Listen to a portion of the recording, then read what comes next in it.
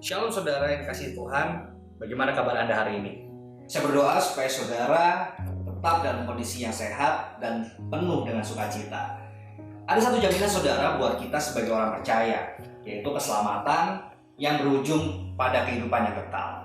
Tapi itu baru langkah awal saja sebagai orang percaya.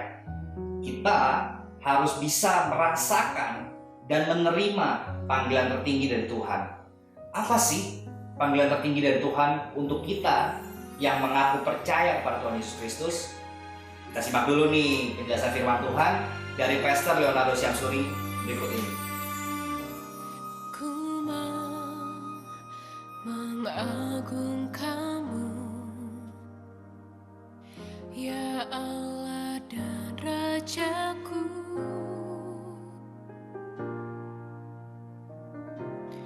Dan bernyanyi bagimu sekarang dan selamanya. Seperti rusa rindu sungaimu, jiwaku rindu Engkau. Seperti tanah tiada berair, hatiku haus akan Engkau. Ku mau memuliakanmu selama aku hidup, dan bermazmur bagimu, dan tinggikan Engkau selama-lamanya. Ku mau mengagungkanmu, ya Allah dan Rajaku.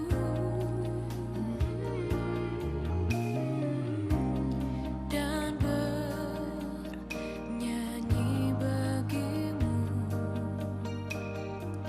sekarang dan selamanya.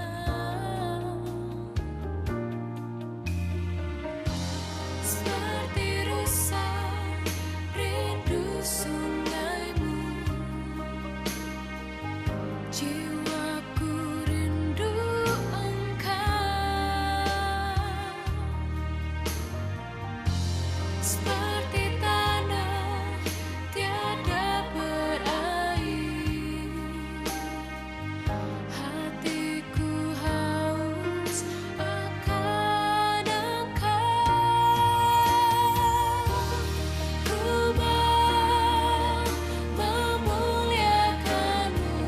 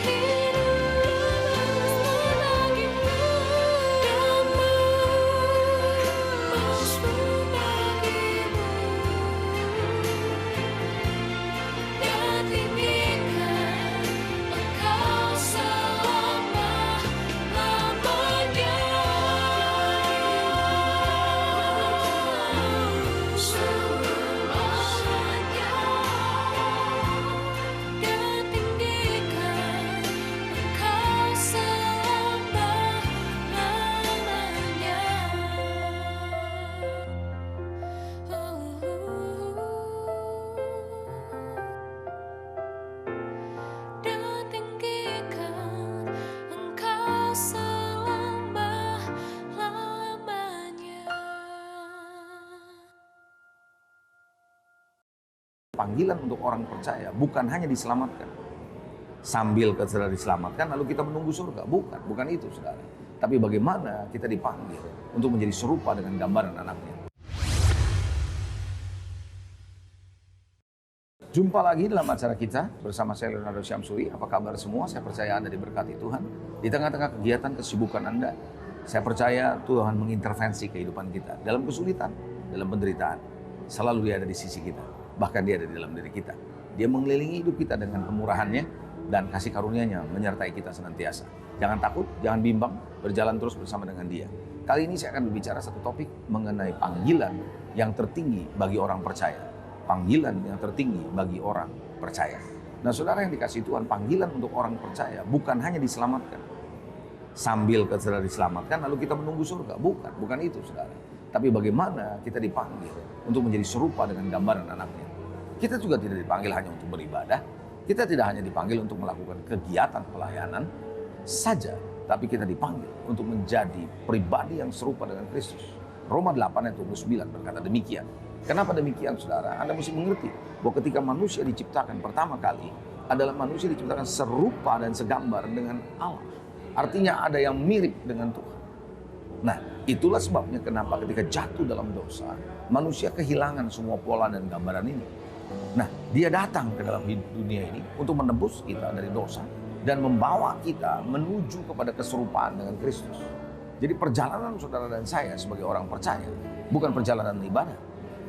Bukan perjalanan pelayanan, bukan perjalanan tugas dan tanggung jawab dalam pekerjaan Tuhan.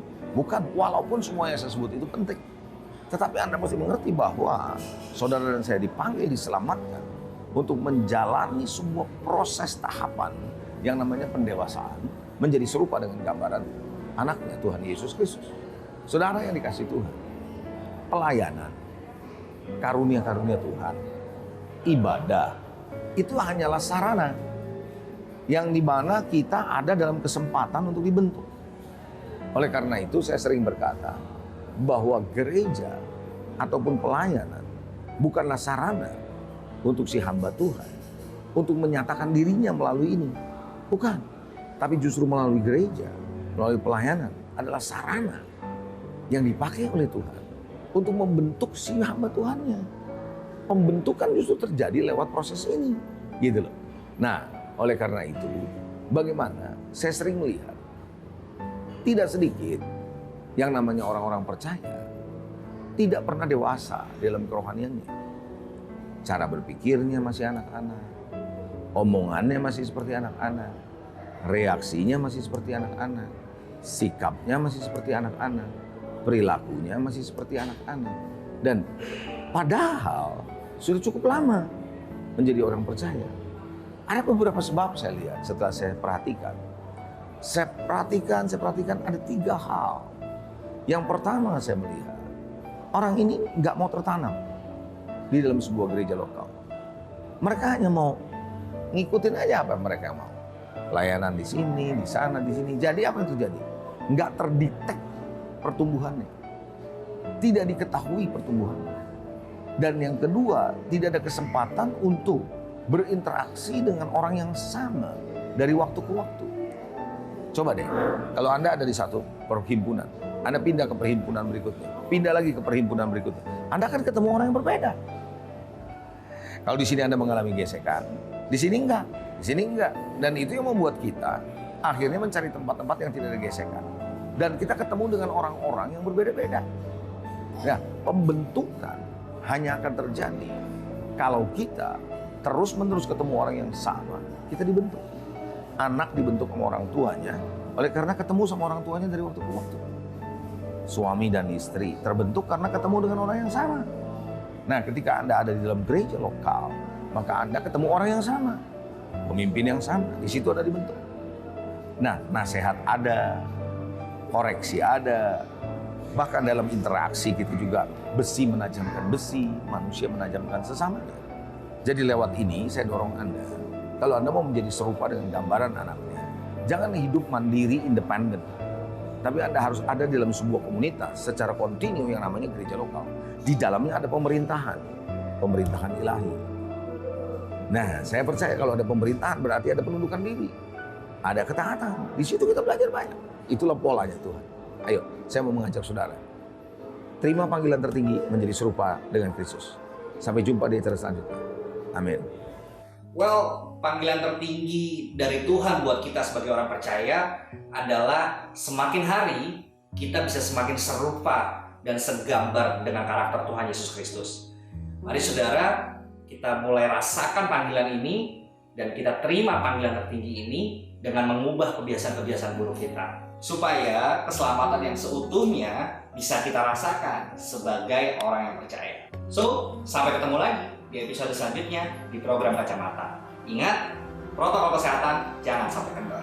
God bless you. You'll turn things around. I know that you will turn things around. Though my eyes cannot see, Lord, in you I believe.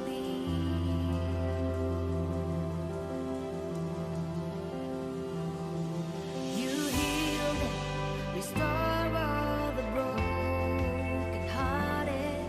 Love set me free. Death is defeated.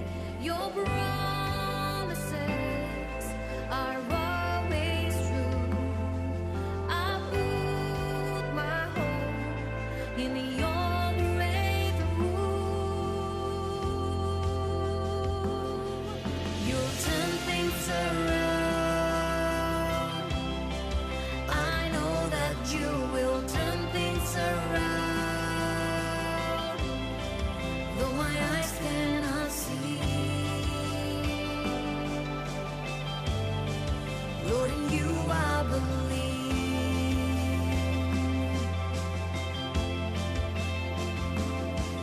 You'll turn things around.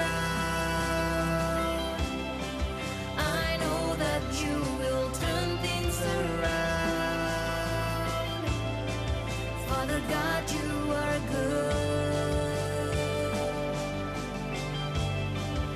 Forever you're good. Oh, from darkness to light, you overcame. All sickness is healed in Jesus' name. With every breath, I'll sing your praise. Yes, I am blessed for all my days. You turn things around. I know that you will turn things around. Though my eyes cannot see, Lord, in you I believe. Yeah. You turn things around. I know that you will turn things around. Father God, you are good. Forever you're good.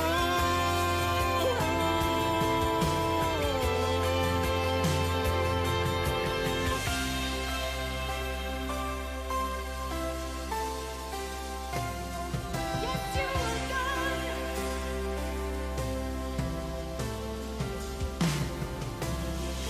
You said that all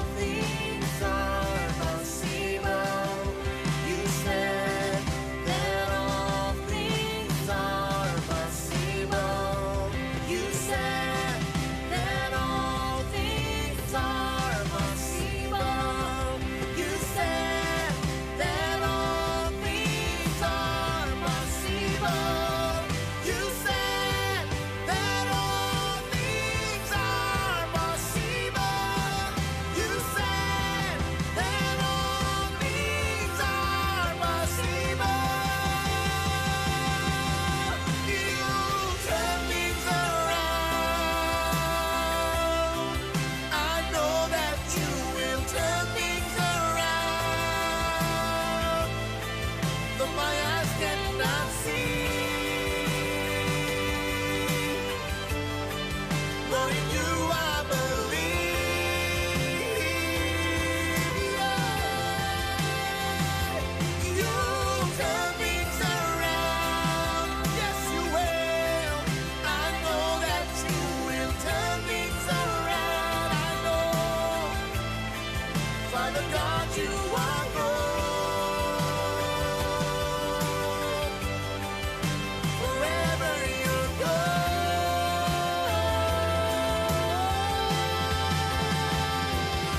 Let's go.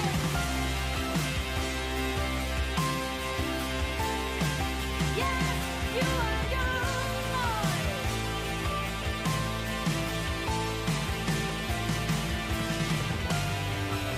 Wherever you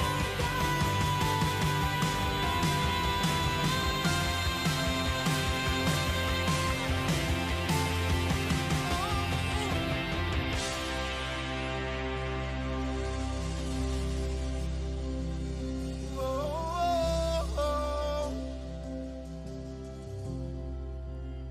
you are good.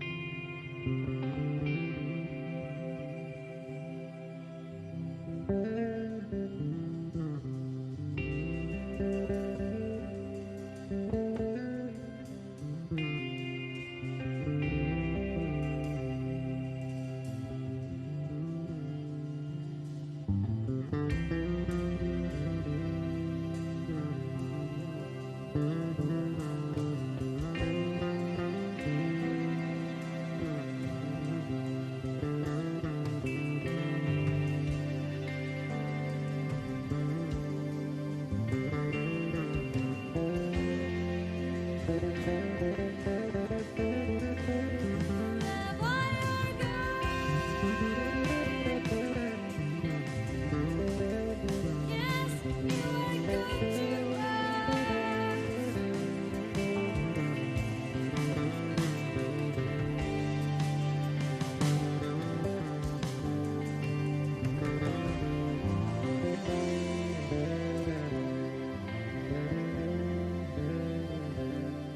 You'll turn things around.